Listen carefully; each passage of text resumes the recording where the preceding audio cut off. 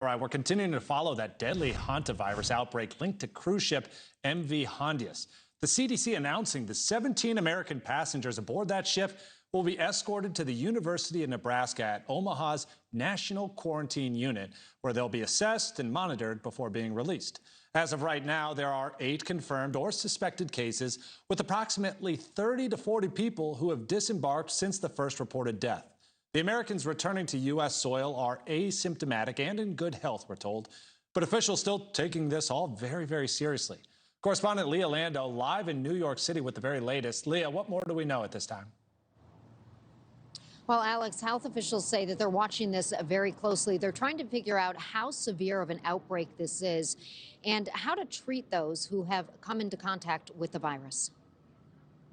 So far, officials say the outbreak is confined to this ship, a Dutch-flagged cruise vessel called MV Hondius, which was taking its crew and passengers on a wildlife expedition of the Atlantic Ocean. Stopping in ports in South America and West Africa, officials say 2 weeks into that trip, a man from the Netherlands suddenly got very sick and died 5 days later at sea. His wife accompanied his body to shore in South Africa, where she also passed away. Both passengers confirmed infected with Hantavirus. Some officials believe the couple brought that virus on board from a bird-watching excursion in Argentina. A woman from Germany has also since died from the virus. 17 people from the U.S. were on board. Many of them have already returned home to these states: New Jersey, Virginia, Georgia, Texas, Arizona, and California.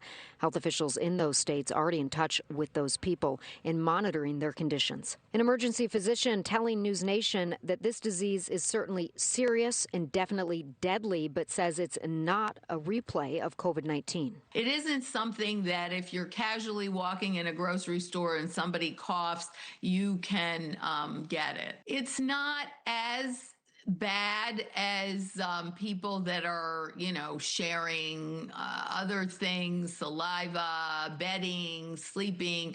But that's why they are doing the contact tracing and they're checking it.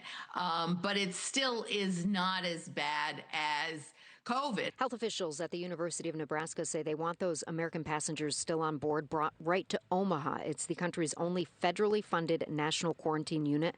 Even though those U.S. citizens reportedly have no hantavirus symptoms, health officials clearly don't want to take any chances of any wider infection. Even the virus, Andes virus, that this has confirmed to be, has not caused sustained human-human transmission previously. This is not a new virus. This is a virus that has been around for a while in Argentina and Chile. And so, we have not seen sustained human-to-human transmission with hantavirus as we saw with COVID-19. So I think, again, 2 very different viruses, 2 very different risk profiles. I do not see this as progressing to a worldwide pandemic, although there's still a lot of unknowns, and I think we all need to recognize that. And officials also say that tomorrow is a critical day as all of those passengers from America that were on the ship are expected to return home to the U.S. And health officials say then they have a choice to make. They can choose to voluntarily quarantine at that health facility in Nebraska, or CDC officials say they can choose to go home if they promise to monitor their own health very closely for at least 42 days, report any symptoms. Let's talk about those symptoms. Doctors say the hantavirus shows up in patients like a severe flu. It can quickly become a fatal respiratory distress, and people who have survived the infection, Alex, they say it is nothing to take lightly, certainly something that as so many people are paying close attention to see how it behaves, how it presents, and how it needs to be treated. Yeah. Alex? Yeah, it's really become a massive global story.